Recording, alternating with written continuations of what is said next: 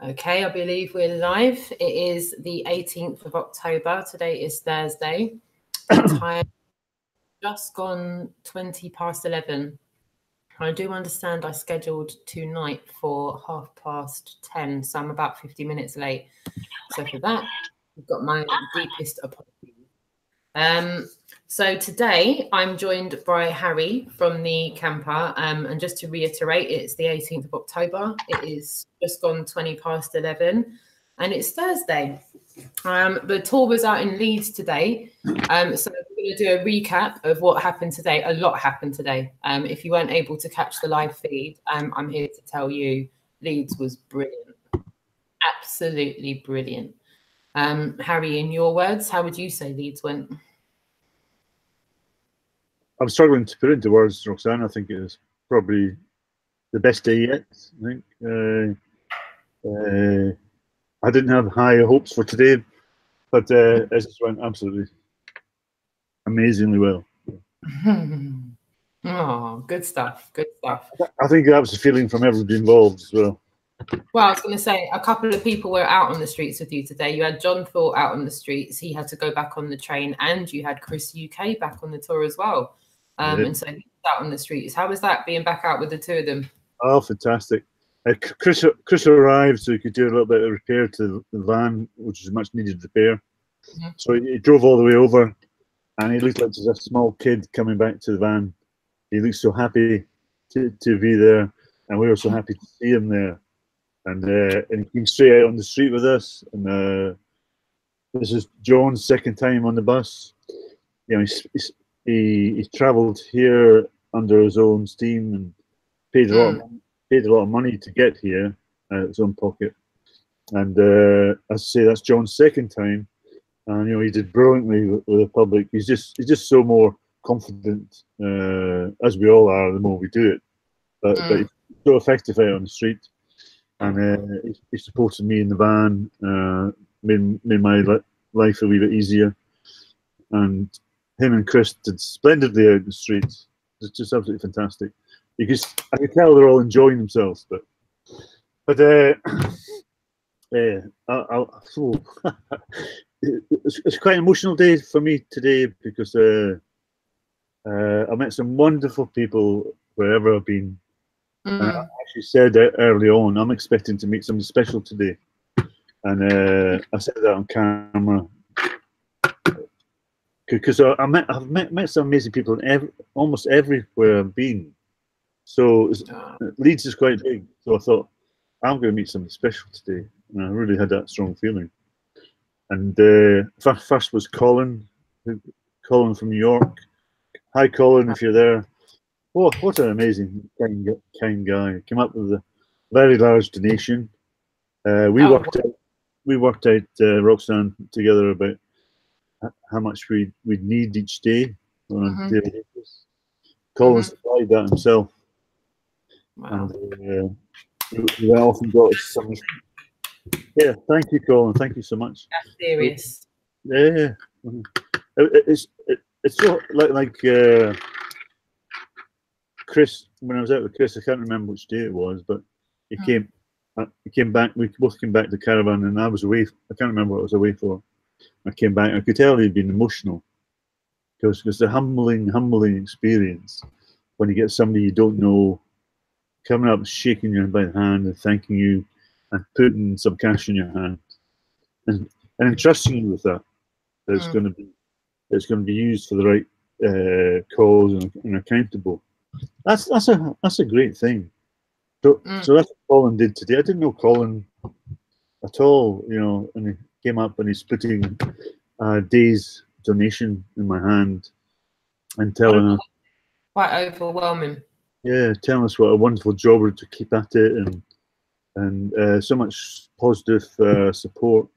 And then he disappears and goes and gets some refreshments for us, a bag of refreshments. And I'm on the way back to York now. So he drove all the way from York to meet us in Leeds. Harry, you know, it's situations like that and scenarios that have happened like that have really made the difference between this tour maintaining its course or not. It really has come down to the wire. I mean, listen, viewers, there's been days where we have not met the daily minimum of what we need to meet to keep this all going. So trust me when I tell you, when there's a day where we go over the quota, we end up going, okay, well then there's a deficit from yesterday and from 3 days ago, and so on and so forth. And like you saw yesterday, Harry has got folders.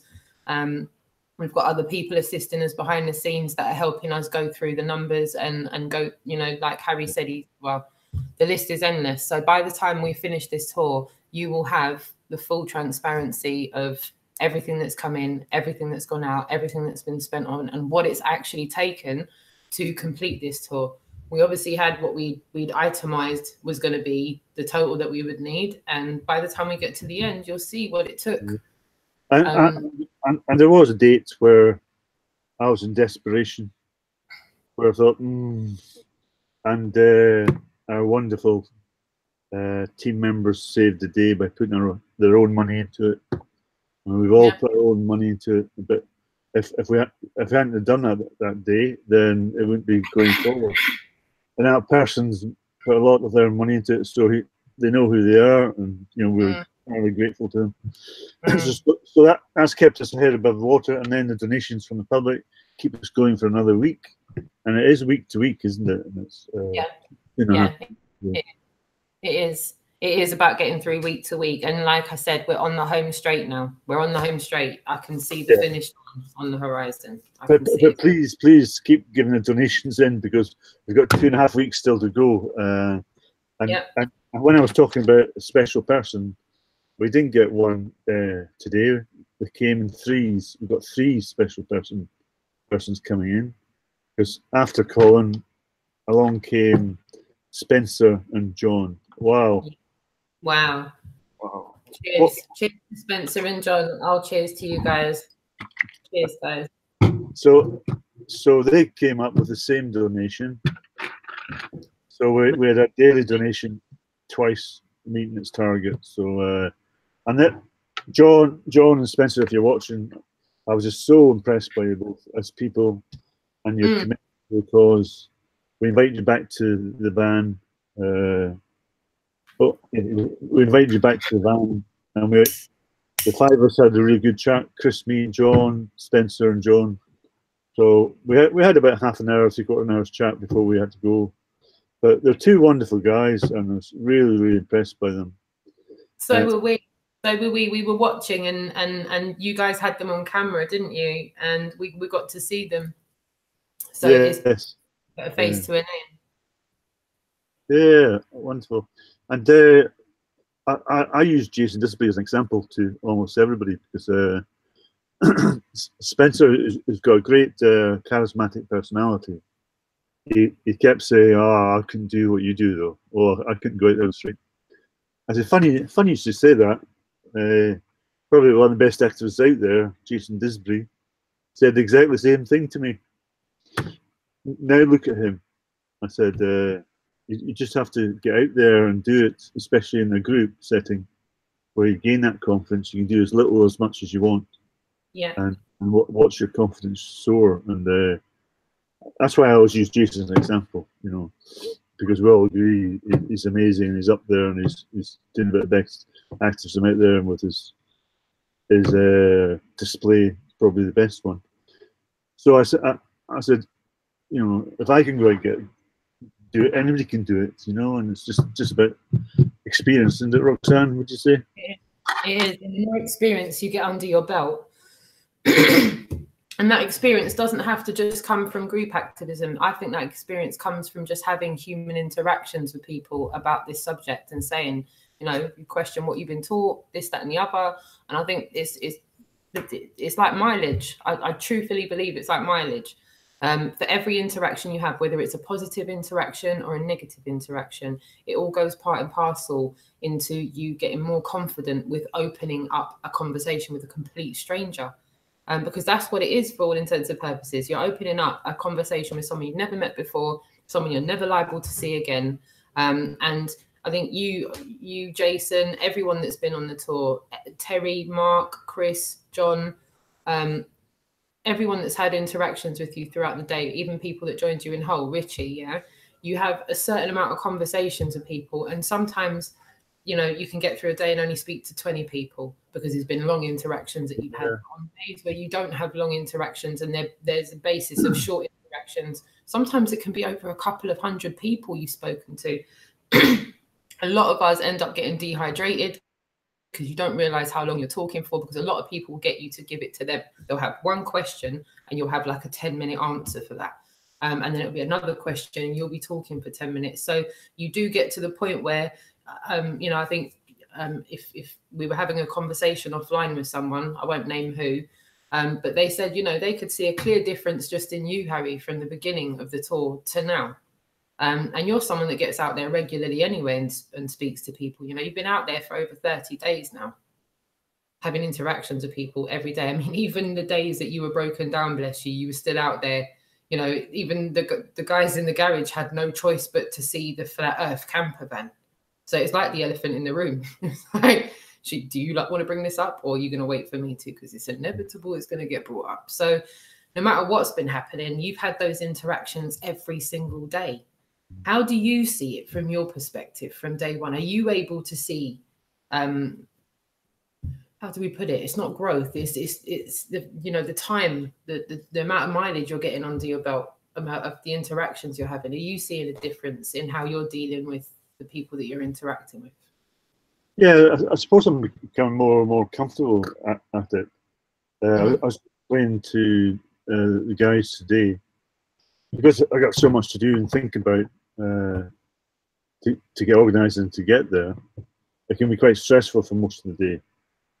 The only time I stop getting quite stressed about what we got to do, what we got to achieve, and what time we got to be there, as soon as I park the bus up and I lock it, and I'm walking to where we're going to do that. So I completely relax and I completely chill, because what I'm about to go to, I'm thinking, oh great, this is like my domain now. This is me where I'm so used to it now that I'm really looking forward to it, and I'm very relaxed about it. Where I suppose I wasn't always that relaxed about it, but yeah, I'm completely relaxed about it now, and hopefully that comes across. Unless I'm having to be assertive with certain people who I don't think are genuine, so then I have to be assertive and not have my time wasted by them because they're wanting to waste my time. So, do you think you pick up on that a bit quicker now? Do you think you're able to recognise time wasters a little bit better now? Absolutely, but you know, I won't always get it right, but I think on the whole I do, because I know patterns. You know, there's certain patterns that are very similar in people. And I'm assuming the chat room is probably going to concur with you on that one. I don't know about you, but what does the chat room think about that?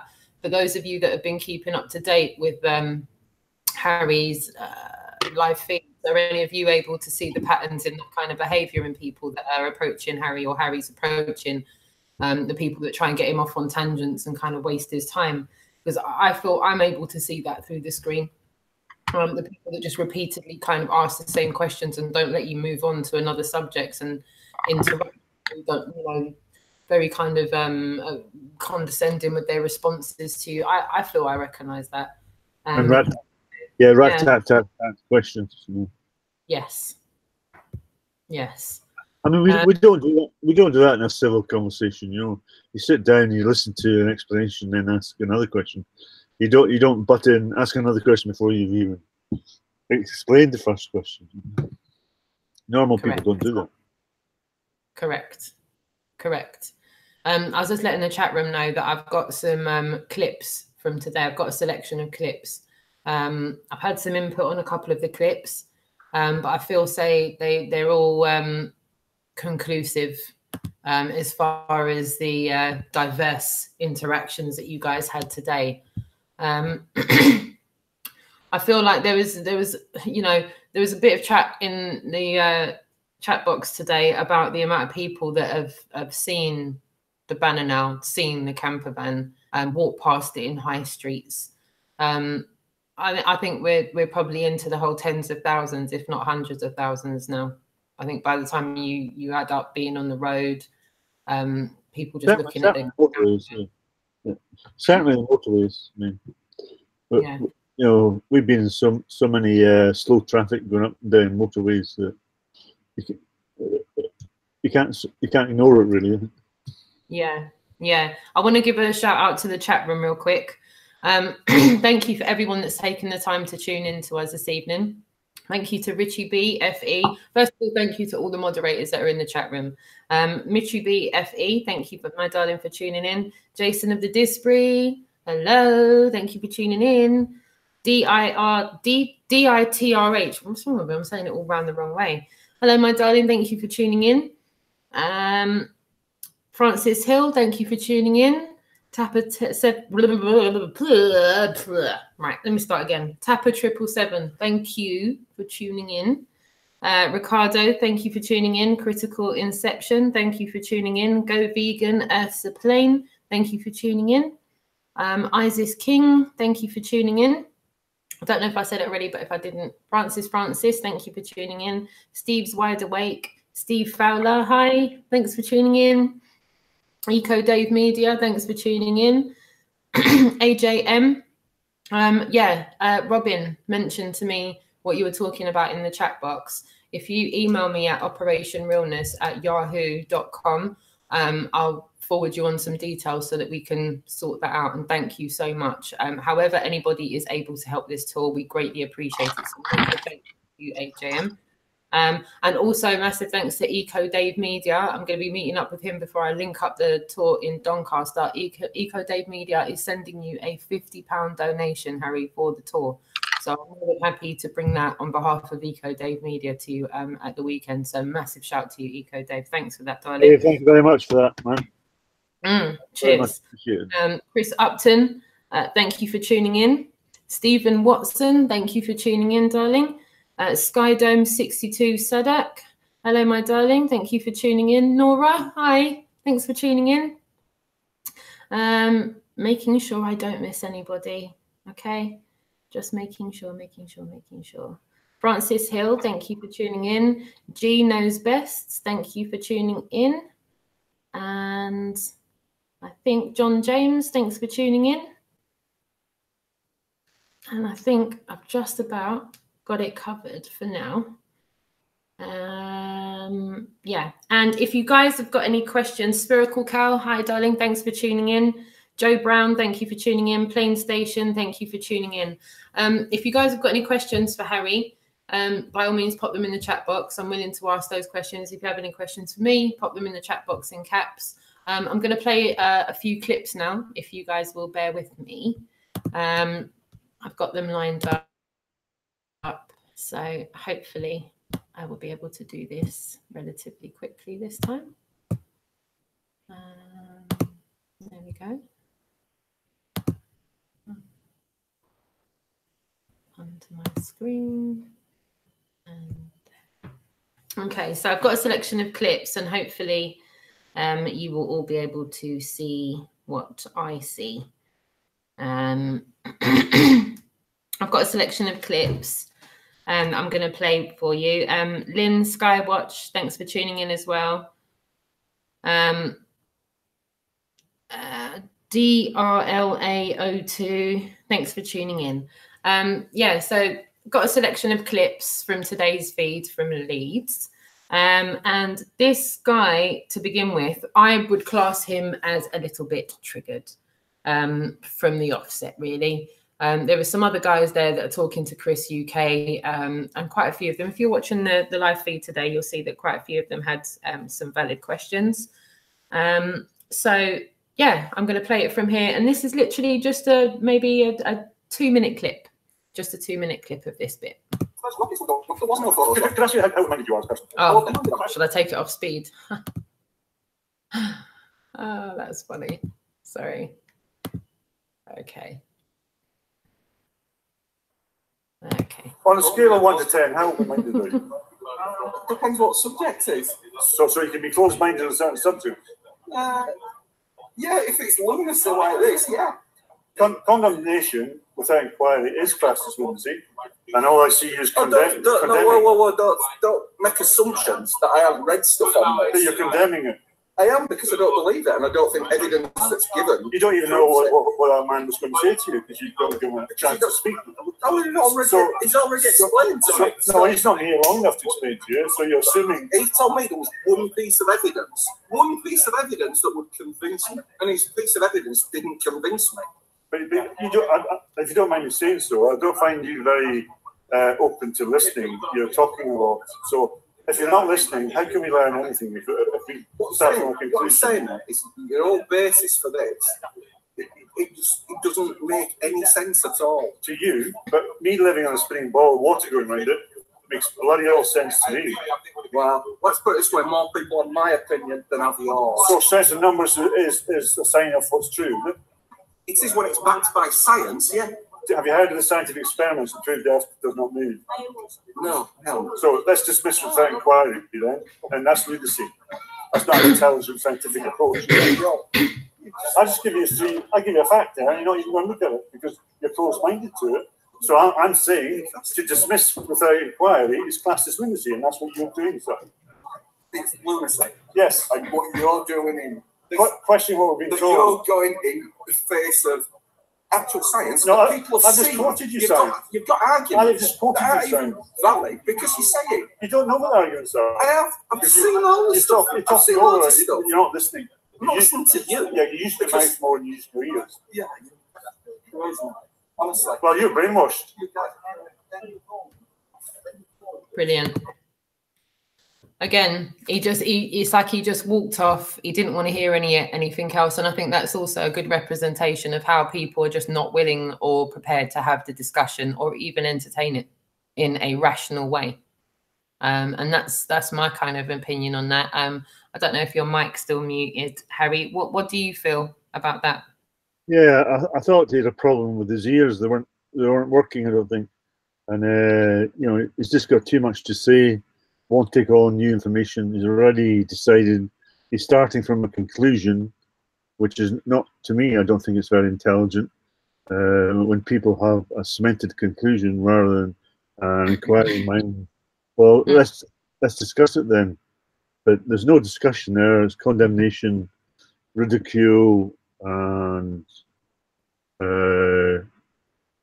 not willing to engage in the subject matter at all.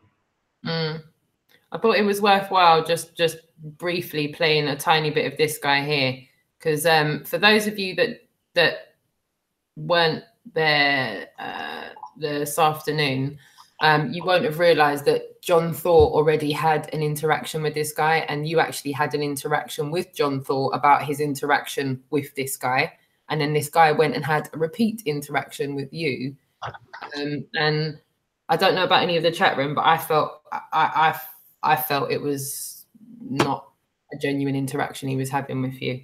I don't feel he was being genuine. I don't know what you think about that, Harry, but I just wanted to play that for the basis of people that haven't seen it today. Yeah, absolutely. I was trying to avoid eye contact because he was trying to get my eye contact so I'd converse with him, and I really wasn't wanting to. I was actually eating, and so he kept coming closer and closer. So, and he asked me something. All right, so I'm just going to play a couple minutes of it, if that's all right. Well, I think, Are you like so live right now? yeah. You're just trying to capture people's general reaction. Whatever. Just curious to see what people think. I'm just filming for a YouTube channel. Just people can react any way they want to react. Yeah. What general, like, small breakdown? What is it that convinced you? Have you not just asked my friend these questions? Well, he was explaining a few things to me, but I couldn't really follow him. And I think he got a little disrespected. I think differently, but I'm curious. I think we're open and respectful if somebody's got a genuine question. Yeah. If we feel we're not being genuine and just repeating something and not listening, then we have a tendency to move on. Well, I'm listening, but I'm skeptical. That's good to be skeptical, don't you think? Yeah, absolutely. I think, of course, you should be skeptical. Yeah. That's why I'm curious. I'm asking. Are you genuinely curious? I'm curious what the path was that led you to think that this is the truth here. The flat Earth is the truth. Well, the first was the fake moon landings. Why do you think the moon landing was fake? Because there's so much evidence and proof showing it was fake. There's documentaries there showing it was fake. There's so much NASA lies, which have been proven to be lies. Of course it was fake. And anybody who wants to argue that that's not fake, I have to question their genuineness, because anybody who's looked into it will know it never happened. There's an interesting theory that Stanley Kubrick directed the moon landing. I don't go into theories. I wouldn't say theory, more about hypothesis. I don't know about that. You know who Stanley Kubrick is? Yes, I know Stanley Kubrick. Yeah. I just thought that was interesting because he was the first guy to shoot a movie based in space like that, kind of in depth. And yeah, there's a theory for it because he made 2001: Space Odyssey 2 years before the moon landing. And I think they saw him make that movie and thought, this guy can fake the moon landing. I thought that was interesting. But why did you think that? Do you believe the moon landings were real? I don't believe either way. I'm open to either one. I'm not open to really be convinced. Could you have been lied to then? I mean, in general, of course I've been lied to. Could you have been lied to about the moon landings? Nobody's told me anything about the moon landing. Could you have been lied to? Well, if somebody came up to me and directly told me something about the moon landing, then maybe I've been lied to, but no one's done that. I've done my own research. So you researched the moon landings and you think it was real? I think there's some questionable motives. But you still think it's real? Generally, yeah. Yeah, well, I would say respectfully, you haven't researched the subject. What makes you think that you've researched it enough? Though? Like, that's where I'm, respectfully, I'm just curious. Like, why is it that you... I'm starting to doubt your genuine curiosity, because you're saying you researched the subject, and I'm telling you there's so much proof and evidence showing you a possibility that they went to the moon. So I'm asking what's the proof of that? Well, there's plenty of proof there. I'm really not willing to get into that, because I think you just might be taking up my time, because it's just so obvious to find this information. So only 2 clicks of a mouse. I just don't really have the draw to go look at it too much. You've got the draw to come here and engage me in conversation. This piques my interest. That's all. I'm just curious. I mean, I think one way, you guys think another way. So I'm just curious, like, what kind of led you to this? Just because all you told me is that you've kind of done research on stuff online, right? I'm just wondering what it is that you found. I didn't say that's only what I did. I said that was the start for me. Sure. The moon landings is fake. Yeah. So then you have to start asking, well, why would they fake the moon landings? Right. And then on from there. Yeah. It's interesting to see. Are you out here to try to convince people otherwise, or just spread the message? Neither. I'm questioning people's perception of their reality. Nice answer. I'm going to leave it there. And for everyone that wants to see the rest of that, go to Harry's channel and look in the live feed from today in Leeds. What did you make of that interaction, Harry? Yeah, well, like we were talking earlier about maybe not calling people trolls or letting the viewer decide, but yeah, I mean, I find it hard not to use that term for this guy. I thought that when John was talking to him, and when he came over to me, he's always trying to step up his game by being extra nice and pretending to play the devil's advocate to draw you in. But no, not genuine at all. Yeah, I felt exactly the same. There was a lot of people in the chat room that resonated with as well. This next clip is just the end of this interaction with this guy. For those of you that saw the live today, you'll know what that interaction was. And I just thought it was worthwhile ending that interaction and then letting it go straight into the next lady and gentleman that were in the live today, because they came in straight after. So I'll play the clip. And then I'm going to ask you what your take on that was, Harry, because it went straight into the next interaction. So we never really got to hear you kind of summarize anything after this interaction. Where have you seen it? I haven't seen it. Is that not a reasonable question I'm asking? Why can't I see the experiment with my own eyes? So you want to see every single experiment? No, I didn't say every single. I said one of them, the Henry Cavendish experiment. Why can't I see that? You mentioned the gravitational constant. Why can I not see that repeated? It's been done repeatedly, Where? provably. Where? Back Where? many years ago it was done. Where?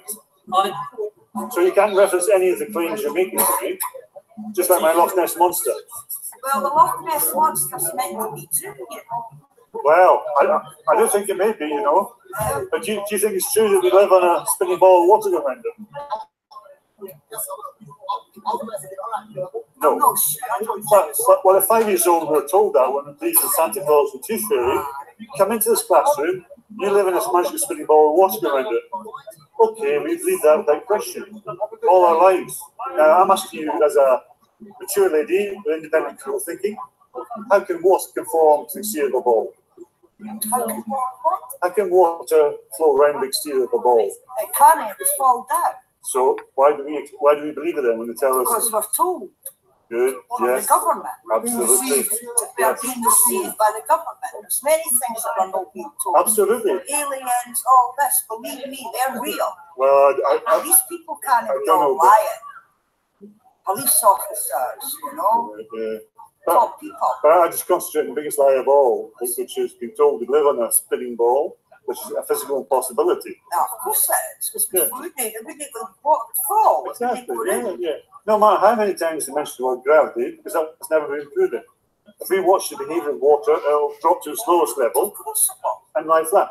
That's it. But no, you're supposed to suspend your observations and believe it will magically flow around the ball. It's The 5 years, absolutely it ridiculous. is. When you think about it, it's There's different. something, you know, the sky and the earth, it's, you know, I don't know how it's doing it, like, but it's certainly not going round, because it No, fall off. exactly. It's the same with flying around the ball. How on earth can you fly around that ball as a passenger in a passenger plane without any seatbelts? It's impossible. Exactly. We believe that as a kid. It's ridiculous. So what's the meaning then? What's the meaning? Well, apart from huge financial gain, because they get taxpayers' money, $53 a day, that's to get to present us with cartoons and CGI images. They should start looking after the people and giving them something a day, never mind millions of pounds to liars. Yeah. But do you think, Well the said. government cares about that? No. So it's about profit and power. Isn't It's it? all about money and Control. greed and power. They don't care about the people, No, exactly. So why would they tell us the truth? because they'll all go in a big haze, the world will start panicking, and then things all start to happen. Absolutely. I speak to some kids on this tour, and I said, do you think the government lies to you? No. And they all believe they'll be told the truth about It's all everything. lies. It's all lies. That's what it is. absolutely. The government needs to start looking after their own people and stop telling people lies. So then people keep voting them back in again. Because obviously they've not got proper fear. The rich get richer and the poor get poorer. Well, that's what the Yeah, well, it's a fact. The rich get richer, the poor get poorer. It's actually a fact. Look after your people. Yeah, absolutely. We're off to World War III anyway. You're off to work. No, World War III is going to be hit soon. Is it? What do you think all this You know carry what on? it is? No, I think that's fear mongering. I don't It's, know. you know the straits, Yeah, the straits where the oil comes through, whoever owns that, if ISIS, all these terrorists, if they get control of that, the rest of the world will finish. Can I put something else to you? Please, Fran, go on. ISIS, they're funded by the American government Yes, I know they are. to pretend yes, and this is to it. keep They people fund in them fear. all these weapons and all these mass Yeah, yeah. destruction that they say. Yeah. We're not fighting, but they are fighting. Even the Saudi Arabians are fighting. But all these wars are totally started. Oil and money. The people who fund both sides. Why do you think we're in Afghanistan, may I ask? Greed. Yeah. Oil. Well, Afghanistan produces over 85% of the world's opium, right in the Helmand province where the British headquarters is. Now, the Taliban, before that, were going to stop the opium. And if you want to see what Harry carries on saying to that lady, go and check it out for the full length on Harry's video for the live feed today. This next clip I want to play is a double interaction, I'm going to call this, because there was two people that you were interacting with at the same time.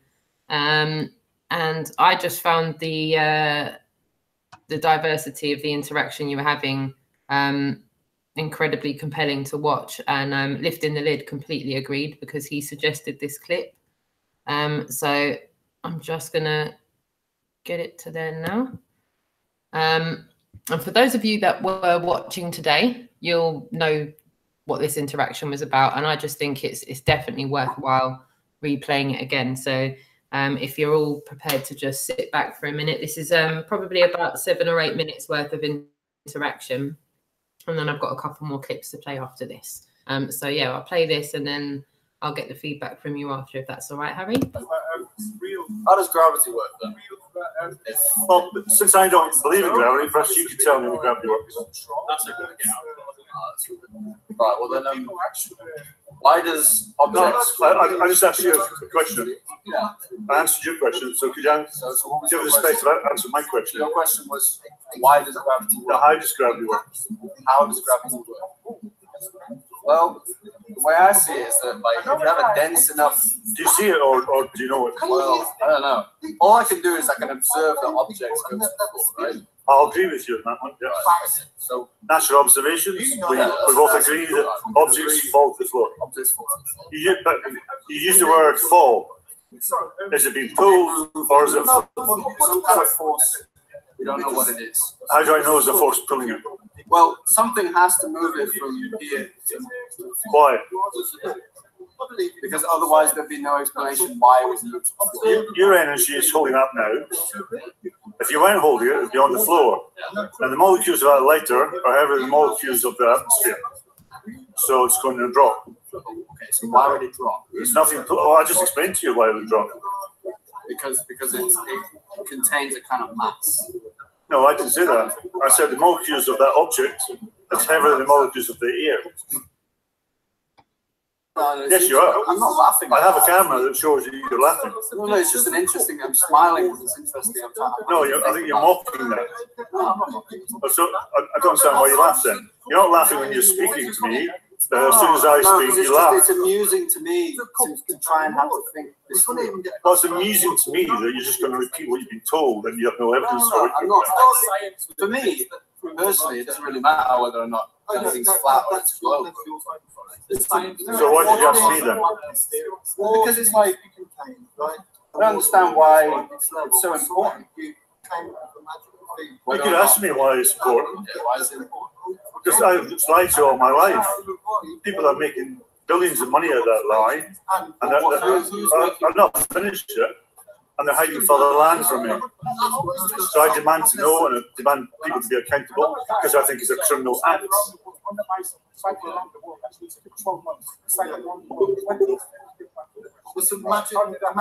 you think there's any possibility that what they told you about the heliocentric model may not be true? Yeah. Right. So there's a certain degree of an open-mindedness there, if you mean that.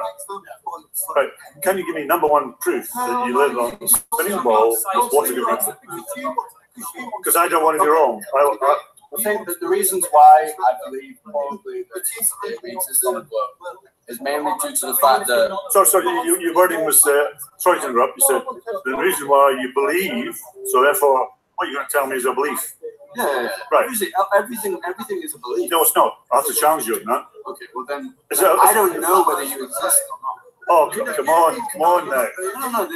Touch me. Yeah, but touch me. This could be. Right, there's something here. It could be. Yeah, but you could be. You know, there's a possibility of being a robot. Okay? No, There is a possibility of you being maybe even using a kind of government stooge. You could be a government stooge. Oh, that's a bit of a Freudian slip, that one, isn't it? No. How do I know you're not? Exactly, you don't. I know you're a real person, though. Okay. What you are is not. You know that there's a force that prevents you from putting your hand through my body. Okay. So you know that I exist in space. No, it's a self-evident truth that there are two entities here talking. You don't know for sure whether or not you don't know whether or not when I go around that corner over there, I don't just disappear. I'm talking about natural observations here, common sense. Yeah, but there's no real common sense. It's just, if we're talking about empiricism, if we're talking about what we truly know according to our 5 senses, then I could walk around that corner and just disappear. And it wouldn't make any difference. We're not talking about you going around the corner. We're talking about you standing here in front of me. But that's... Is it, well, let me finish. It's not a self-evident truth. There are two entities here talking. Use your common sense and natural observation. But the common sense doesn't mean that I can't go around the No, we're not talking. It does matter. It does matter because anything that exists outside. I'm just trying to get you to agree in the first step. Then we'll go around the corner. No. First step. Whether or not you truly. You not answer my question. I know that there's you speaking towards me. I know that I don't know whether or not you still exist on a physical plane when I don't touch you. You know, if I'm not touching you at this exact moment, I don't know whether you exist on. It's touch the only. Yeah. It's interesting. It's touch the only sense you have. No. I also have sight, but I don't know, like empirically, whether or not when I move from touching you and not touching you, whether or not you stay on the plane of touch, okay? Because although I'm, confirmed to your existence on the plane of sight, I can't verify it completely on the plane of touch because I'm not touching you. How on earth do you get through a day when you're not trusting your senses? But that's the thing. Do you trust your senses? That's why. Oh, come on, you're talking over me. Do you not trust your senses? Yeah, but you don't have to trust. It doesn't matter whether or not when you go around the corner. We're not talking about going around the corner. It doesn't matter. We're talking about here. It doesn't exactly matter whether or not you still exist. I'm just trying to let me finish. It doesn't exactly matter whether or not when I don't touch you, you still exist on a physical plane or not. That's how I get through my daily life. Because it doesn't actually matter on a level of kind of dealing with the world, whether or not empirically everything can be verified to continually exist. So on and so forth. That's why when it comes to like this is a monologue or a discussion. No. I'm just let me conclude because I'm leading this back into the flat Earth and globe. This is why it doesn't actually matter to me whether or not the Earth is a globe or the Earth is flat. Because all I need to deal with is empirical truths. It's an empirical truth. There are two entities standing here talking. There may be. Now, what do you mean there may be? A natural. Can I ask a third party on this? Could you, as an observer,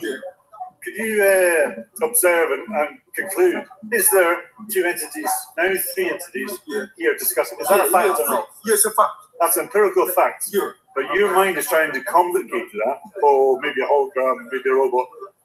You're not perceiving what the else. I listen to you. Please let me finish.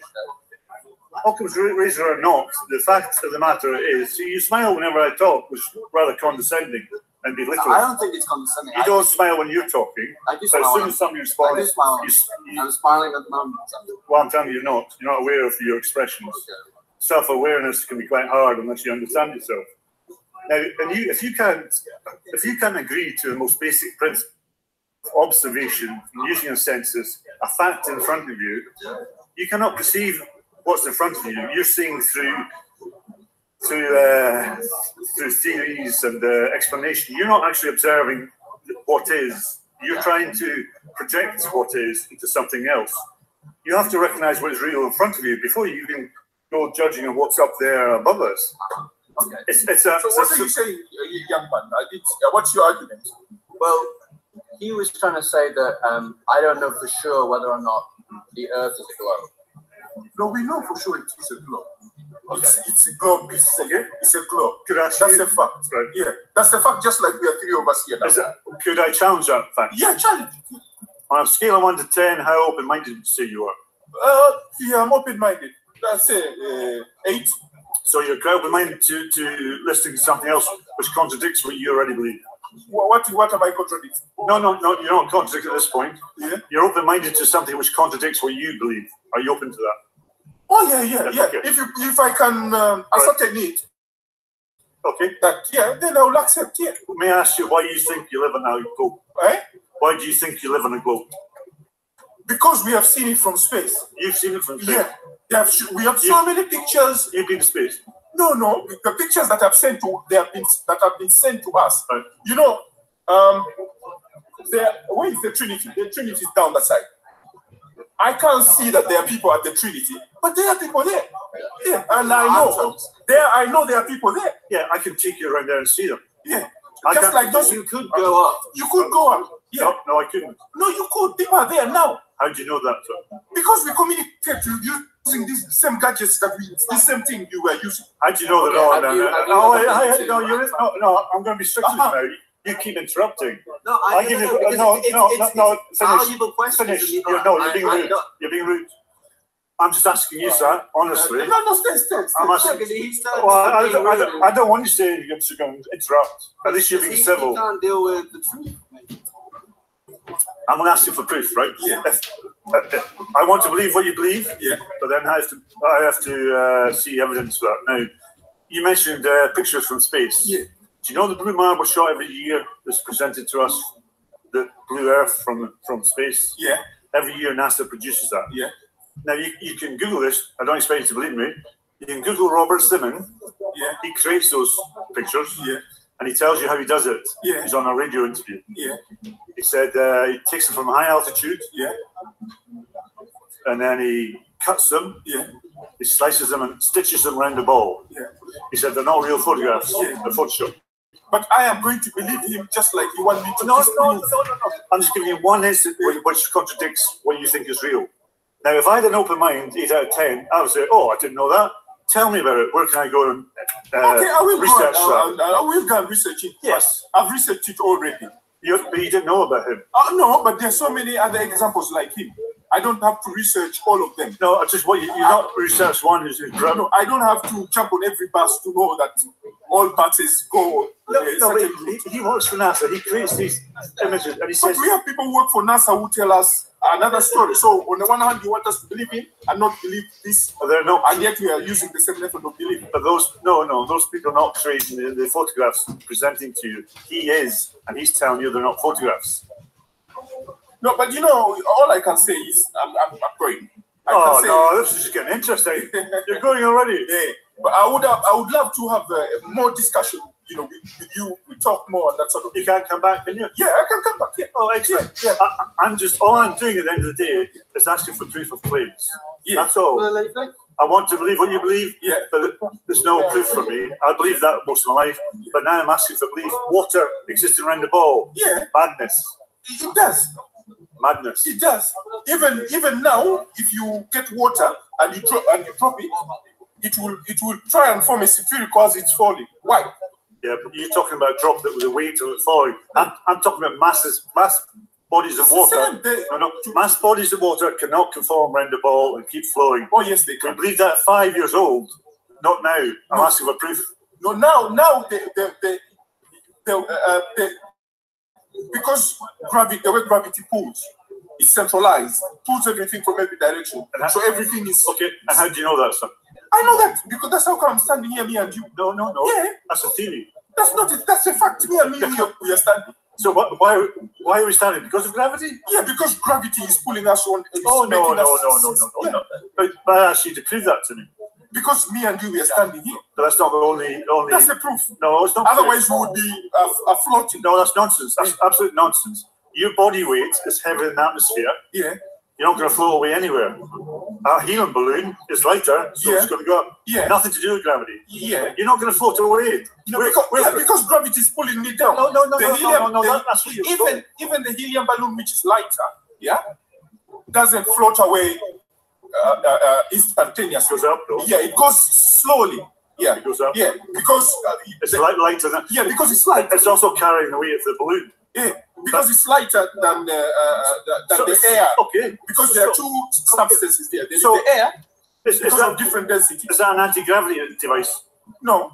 So gravity can hold vast oil tankers upside down on a ball. Yeah. Vast oceans. Yeah. But it can't stop this wee helium balloon going up. Yeah, because that thing is light. So why does gravity not pull that down? Because it's lighter. Gravity should be able to pull that down. No, gravity can pull. There is a balance beyond a certain point. That's how come. Otherwise, we wouldn't be breathing. Otherwise, this air wouldn't be. Yeah, but that can't be proven, right? No, it can't be proven. That's why it's called the theory of gravity. No, it's never been proven they can hold water to a ball. So I would suggest to you now. I don't mean to offend you, but people are brainwashed to think that because I was brainwashed. So I had to be honest with myself. I said everything I know about the heliocentric model was a belief. Second-hand information that I can't verify or prove. All I can say, as long as you're not dangerous, you can carry on believing what you want to believe, and that is the good thing. But I don't have a belief. Yeah. No, but you're saying that all this is you're believing all this. saying that. No, I'm not believing anything. What are you saying? I'm saying that wherever I look on Earth, you're saying the water is not hell; it's a flood. That's what you're trying to say. No, that's what you believe. Well, if I could express myself, okay.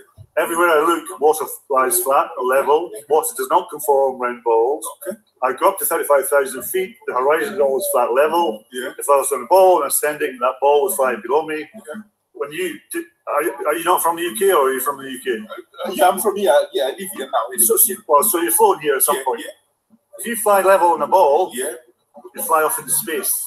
It's absolutely ridiculous to think that I could fly to India 10 hours straight, flying level using a gyroscope and an artificial horizon. I'd go off into space if I was flying level. How do you explain that? No, like I said. You're avoiding that. Was that? To be honest, yeah, I will. Why? Because one thing that makes me comfortable is that you're not dangerous. So that's sweet for me. Why would I be dangerous? Yeah. So I'm going to ask you questions. So you. Well, no, that is dangerous to sound governments if you ask them the right questions. No. Oh yes, it is. You believe. You don't believe. You are accepting what you are, how you think, what I observe, what you observe, which is good, and which is a good thing. So I can't stop you. And you would want to. Yeah. No, but you won't stop me observing. No, I wouldn't stop you observing, but I would stop you if you become dangerous. And what would you class as dangerous? To killing other people. No. Why do I want to do that? So that's fine. As long as that doesn't happen, I'm happy with you. Me too. I'm happy with you. Happy with you. Very happy. It's good to respect differences, no? Yeah. So you carry on. You don't want the word belief, but sustain your way of thinking, live it the way it is. As long as it's sweet for me and you, not we are friends. That's beautiful. Absolutely, sir.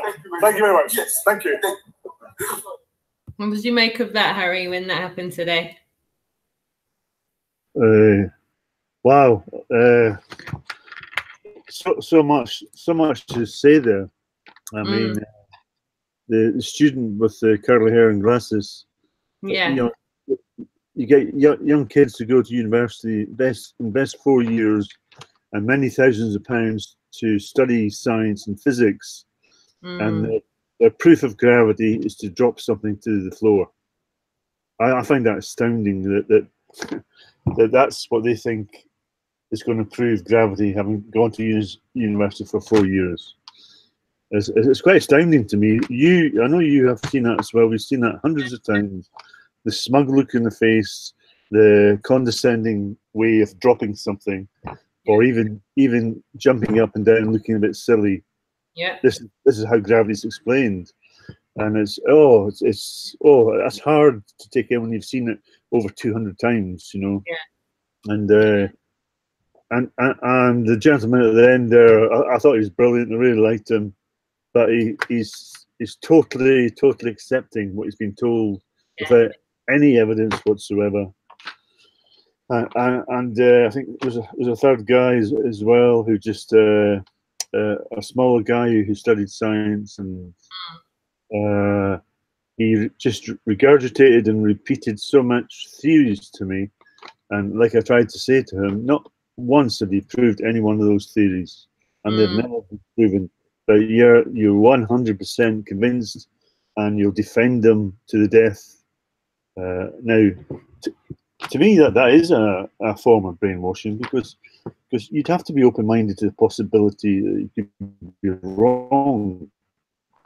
Understood. But who the more investment in higher education, I'm not saying everybody, but sometimes the more investment, the greater the defence. Because I think it takes a strong person to admit or to acknowledge that perhaps what I've learned is not right, and perhaps there's alternative information there that I've not found. And when you give them that alternative information, they dismiss it without inquiry. And I'm thinking, what type of people are we creating here that will not look at new evidence when we discuss cognitive dissonance? They will dismiss and not even look at it and make excuses against it that they have no substance behind.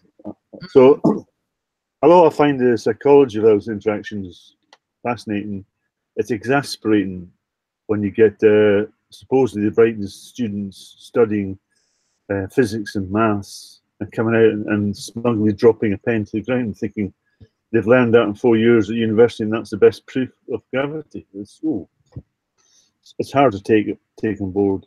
What do you think? Yeah, I mean, do you know what? It's funny we're talking about physics. My daughter had an end of term or an end of half term exam last week on physics, and she got her result back today, which was an 8, which is the equivalent to an A something or other. Well done. Yeah. And she's able to navigate through that, even though she's awake. It's nuts. Yeah. That she's able to handle that. I'm not sure how I would have handled it at school, I'll be honest with you, but she's showing me that it can be handled and handled well.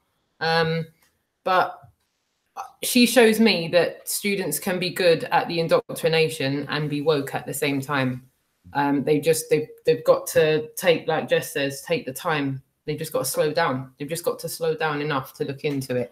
And I've got a funny feeling that even the students that you've spoken to that aren't so open to it are actually going to take time to look into it. I feel that. I definitely. Yeah.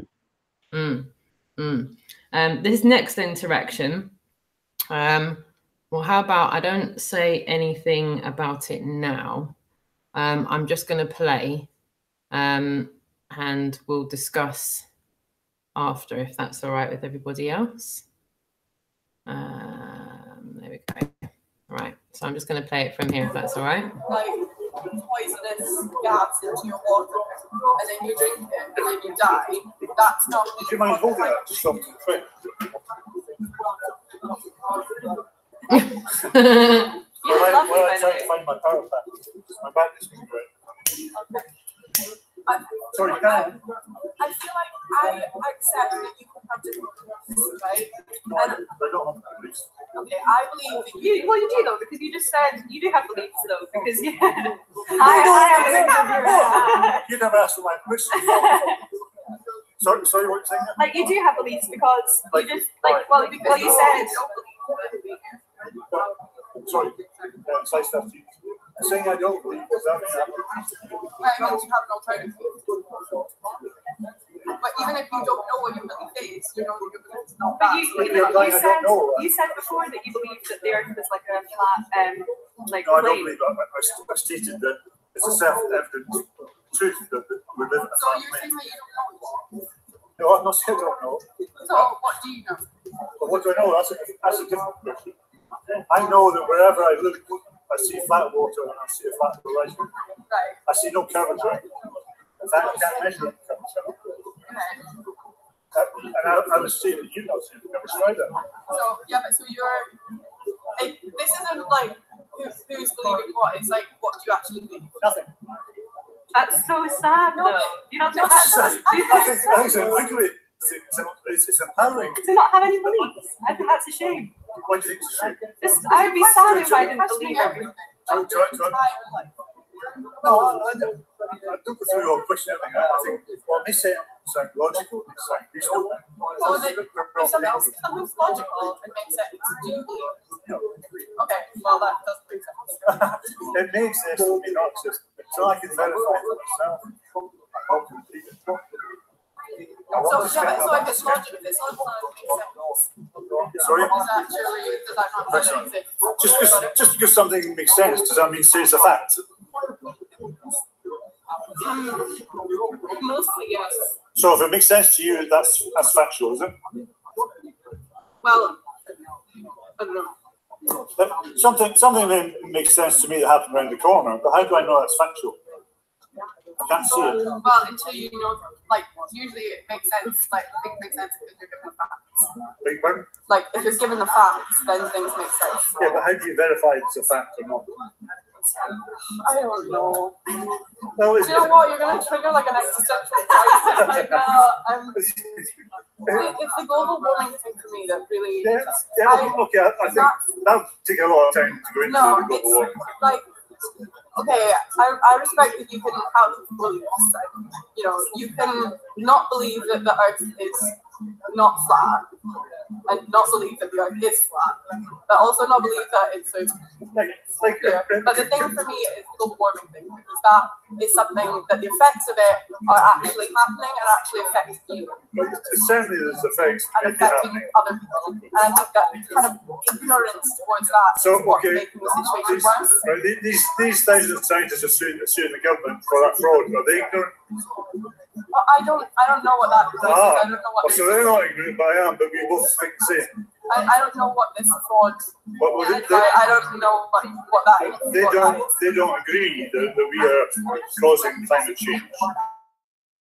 And for the fraud that we are. But I would probably question their whether they were corrupt or they're okay, so why not the other side being corrupt, spreading lies and false data? Because the world that I'm living in at the moment is getting worse environmentally, and I want to know why. I can agree.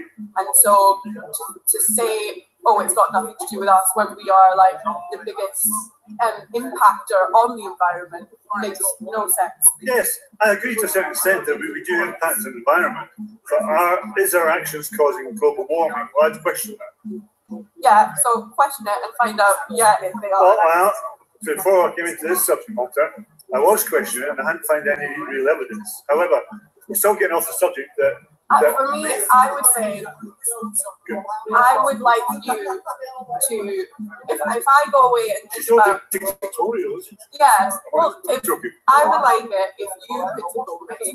I'll go away. That's not very nice. No, I'll go away and think about this. Are you honestly saying that? I'll look at it and I'll. Will she? Do you think she will? To a certain extent, I think she will. Yes, but. To what extent, I don't know. I have to say they're both lovely to engage with. I had a lovely discussion with them. Maybe too in depth, too long, I don't know. But it's so nice to be out in the street where you feel you're really enjoying the discussion and you're enjoying the company of people you're talking to. Because that's not always the case. So when you get that, you can sort of maybe extend it a bit too long because it's a nice balance when you experience that. Yeah, I totally agree. Yeah, this next clip is just the end of the interaction Chris was having with that guy there, and John Paul's in the background with Spencer and John. And then, at this point, I didn't know who or what John and Spencer were. So okay, love it. All right, darling, I'll play on. Say to me, everyone having an image saying this is what you do. Yeah, there was just a little bit of a glitch on the feed, but it does rectify itself, so don't worry. And I know guys seem to be brainwashed into overlooking what the book says that you want. The main question that I have, NASA, just NASA, for instance, what the NASA and the whole operation, the whole space agency, what do they stand to give and say? We said, leave this company at this point, let's keep this illusion.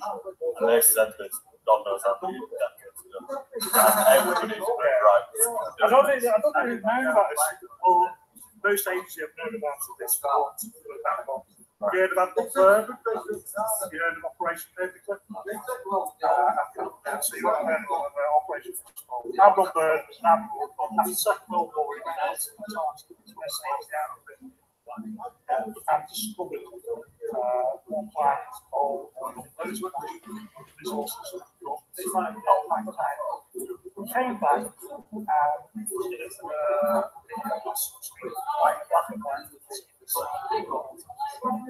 the Armada out to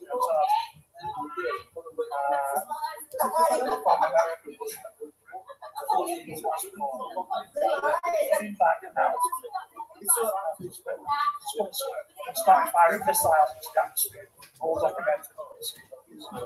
Checking the upper atmosphere. Just what I surmise is actually 14 stars within a firmament. Hiya. John, pleased to meet you. Oh, what's your name? Spencer. Spencer, do you mind me filming? I don't mind you filming, no? Thanks very much for coming down. Yeah, there's a donation here from me and Joe. Oh, wow. For all the good work you're doing. Oh, fantastic. Because, I really believe in what you're doing, and I admire what you do. And I could do what you're doing, put it that way. Keep up the good work. That's fantastic. I think we all said that at one point. Yeah. But I want to say hello to Tara as well. You certainly can. Hello, Tara. Nice to meet you, John. I think. How are you? Might be your name? Harry. Harry, nice to meet you. Nice to meet you. You're doing a good job. Oh, I think we're all doing a good job. It's a big team effort that we're doing this with. So. Yeah, I was asking whether it was, combined.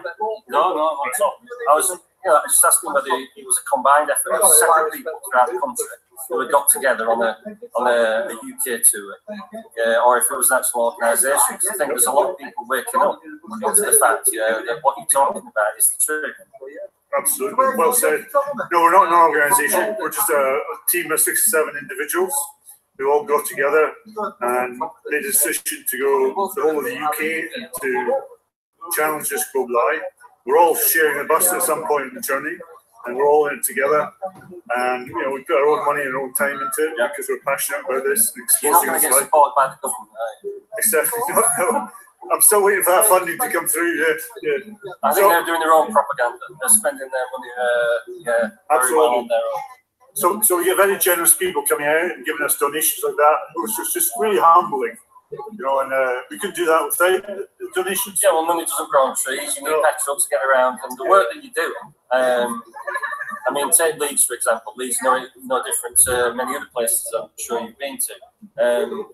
In the space of standing here for 5-10 minutes, thousands of people are walking past. Yeah. So whether you actually get to talk to people or not, it's irrelevant really, because you can't miss the signs that you brought. So the message is getting out to thousands and thousands and thousands of people every day. Yeah, our bus as well is plastered with flat earth all over it. So it goes up and down the country, so thousands of people see that. Yeah. So, and I think spreading the message is the most important thing, because as I was talking to one of your colleagues, it's very difficult, impossible to convert anyone to anything. Everyone converts themselves. But the best thing you can do is get the message out and say, look at yourself. And whether people can, see that 2 + 2 = 4 themselves, that's not your problem. But getting people to look at 2 + 2 = 4 instead of what they've been told, which is like 5 or whatever else. Absolutely. And I think rather than use the terminology is really important. Rather than saying convert, we're just trying to get people to question their perceived sense of reality and to look for proof for what they're being told, because there is no proof for it. There's absolutely no proof that we live in a ball of water.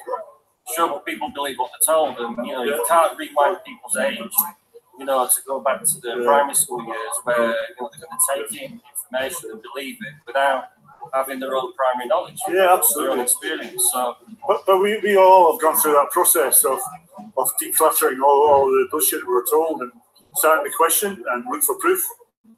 So we're hoping more people can do that. And I think an interesting question is we're all in the same boat, we've all been born, in the last, whoever's alive around now, we've all been born into this system. Yeah. So why is it that some of us are waking up and actually seeing the truth, and some of us, aren't?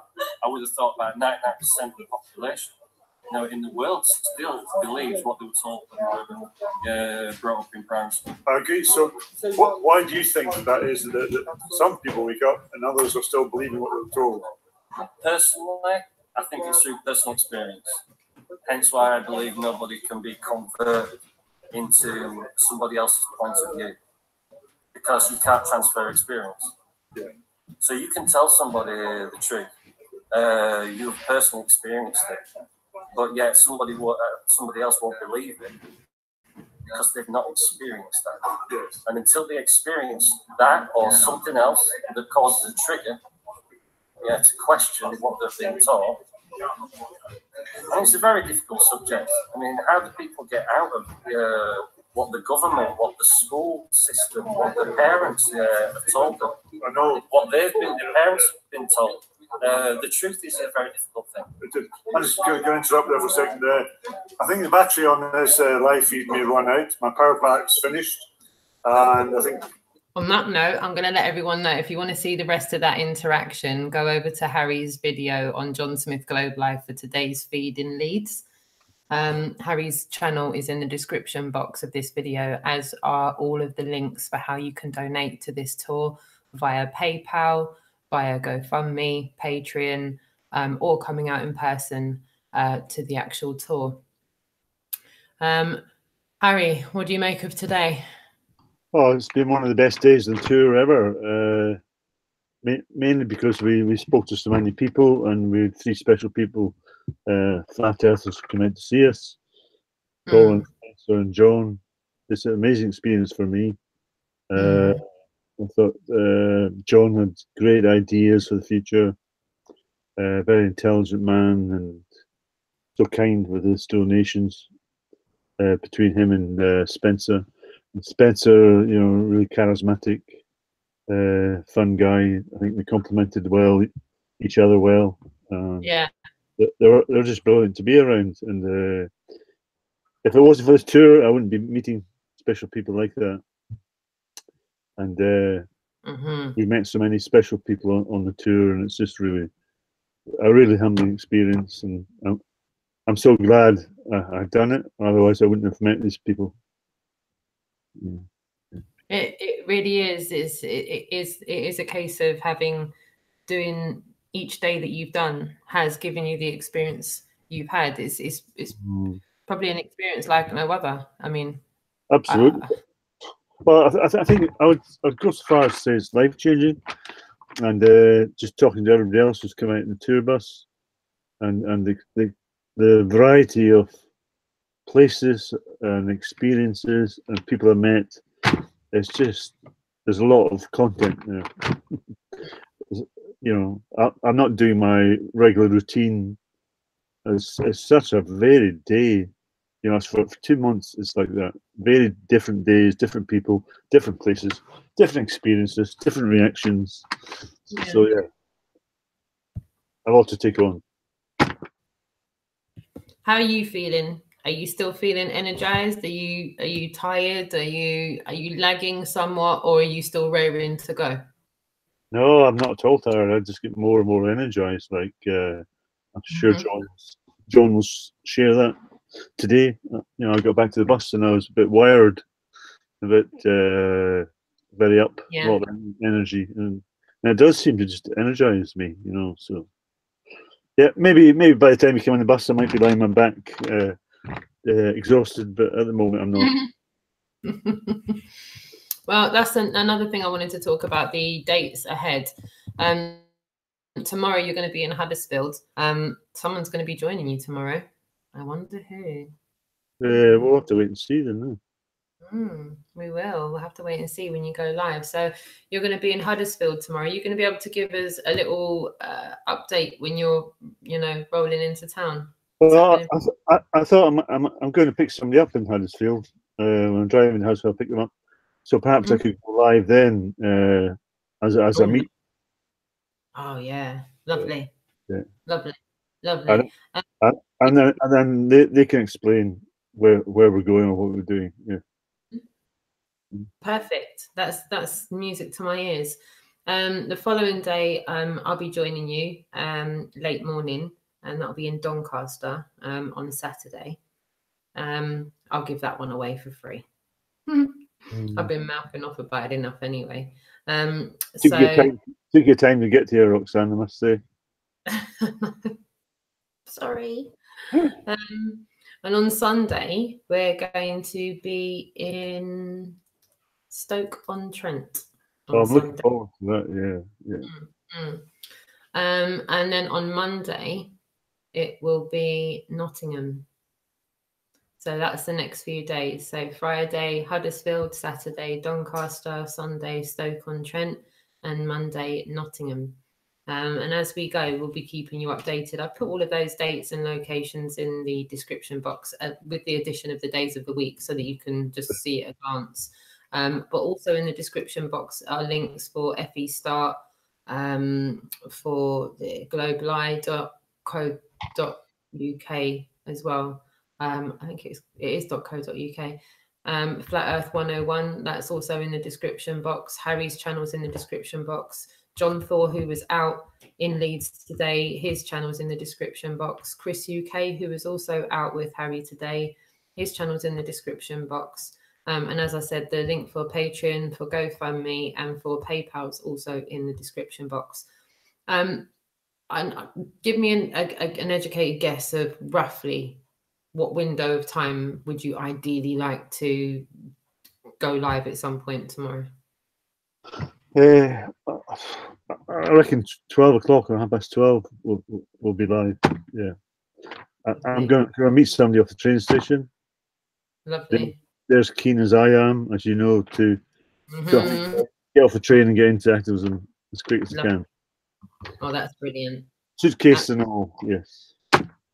Perfect. Can I ask you, Roxanne, what's from the outside looking in, about to come in the inside? What are you feeling? I'm feeling how cramped it might be in the camper. That's all, really. I'm just kind of doing this whole, how am I going to sort out my hair irons? That's really my biggest gripe right about now. But other than that, it's purely superficial. Other than that, I'm happy to get out and have interactions with people. So I'm very excited. What do you mean? How are you going to get power for it? What do you mean? Yeah, I need power for like hairdryer and. No, we got power for that anytime you need it. Oh, lovely. Oh, well, then I've got no problems. So yeah, that was my only issue. So other than that, no issues. I'm just looking forward to getting out there and speaking to people. Good, fantastic. Can't wait. Yeah, big time. I've got quite a lot of stuff to bring with me, though. I'm not going to lie. I've gone quite a bit. I've got all of that stuff from David Gessner to bring with me. Oh, of course. Yeah, I've got the t-shirts from D Marble to bring with me as well. I've got to link up with Eco Dave and get that donation and bring that with me as well. Yeah, I've got stuff to bring. And I've got my own. So I'm going to have to pack light. I'm going to have to think wisely. I'll get a trailer, so we can use the roof as well, of course. Yeah. It's just the size of bag I've got and what I'm looking to pack inside it right now. I'm going to need the bag to act like the TARDIS for Doctor Who. Oh dear, oh dear. I'll just ring up the other person to tell them to leave the bag at home tomorrow. I'm trying to travel light. It's easier said than done. So I'm glad I've got like another day to try and work through packing. But I'll get there. Don't worry, I'll get there. I'll be there by lunchtime on the Saturday. So brilliant. Lovely. So yeah, if there's anything you want to say before we wrap up for the night. No, I'm just looking forward to you two people coming on the bus. This is the last time I'll be on it my own, and I can see the home straight now.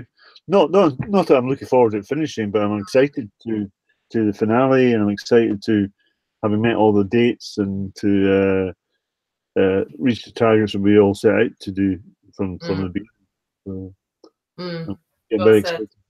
I'm excited. It's almost like the excitement of completing the task and knowing, because the task has been completed, a wave of discussions has been started. Yeah. Knowing, wondering if it's the case, it's knowing that it's the case. Yes, yeah. And at times we thought, oh no, how are we going to do it? Because it didn't look good at some points in the journey. So to be able to complete that task is just going to be amazing. Yeah. I agree. Again, I want to give a shout to everybody in the chat room and thank you for rolling with us while we've been live this evening. We were a little bit late, but I appreciate you all being here.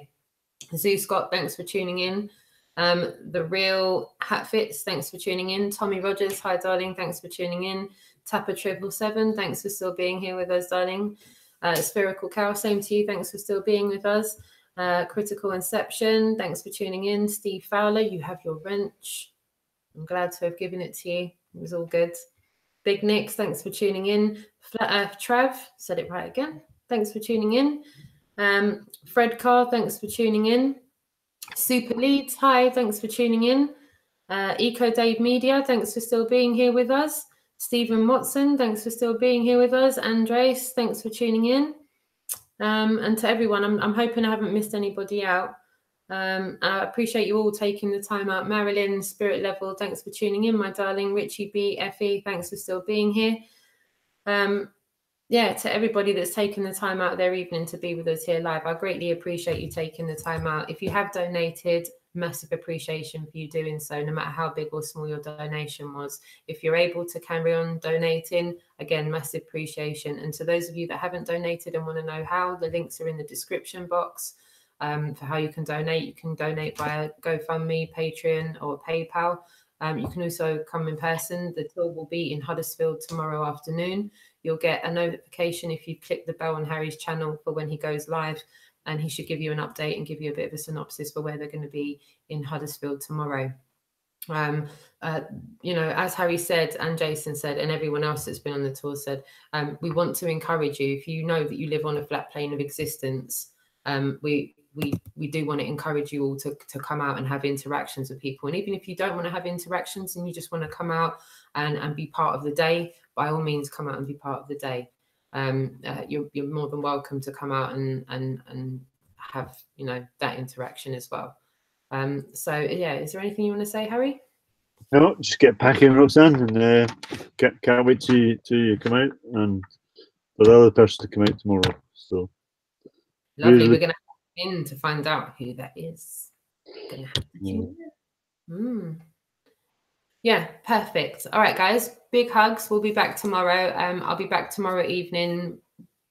We'll see what time tomorrow. I'll talk to you after your live feed tomorrow, but we'll try and go for maybe a little bit later tomorrow, with it being Friday.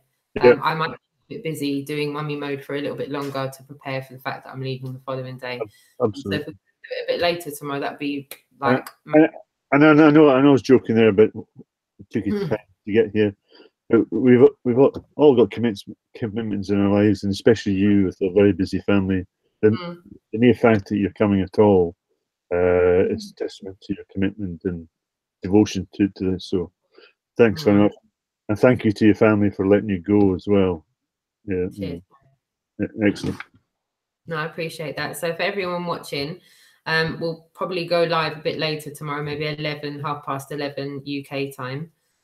So wherever you live on this flat plane of existence, if you just do the calculations for what time it needs to be for you, if it's 11:30 in England, whatever time it is for you is when we'll be going live. Again, I want to thank everybody for tuning in. 007, thanks, darling, for tuning in. I didn't actually anticipate being on until 20 to 1 in the morning. I had anticipated going live at 10:30, but then one thing and another happens, and my apologies for being late. But thank you, my darling, for being here with us. And to everybody else that's tuned in, I greatly appreciate you being here with us. This has been the Global UK Tour live update for Leeds. It's been an amazing day, like so many other days this week have been just been day after day of just, you know, you don't know what's happening next, and then you absorb the day, and then you just think, wow, what an amazing array of interactions you've had again. Amazing. I just wish I could have filmed more. You know, there's three of us there. You know, you get stuck in a conversation, you realise you're not filming another conversation. And John and Chris had brilliant conversations today as well, but they weren't captured in film. Well, I'm looking forward to tomorrow. You're going to be in Huddersfield tomorrow, and you're going to be going live around lunchtime-ish, around midday. So keep your eyes peeled for a notification for Harry around midday tomorrow in Huddersfield. Someone's going to be joining the tour. Don't know who. We're going to find out when he goes live. So this will be interesting. I'll be joining the tour on Saturday. Thank you for tuning in, and we'll see you tomorrow. Yes. Bye.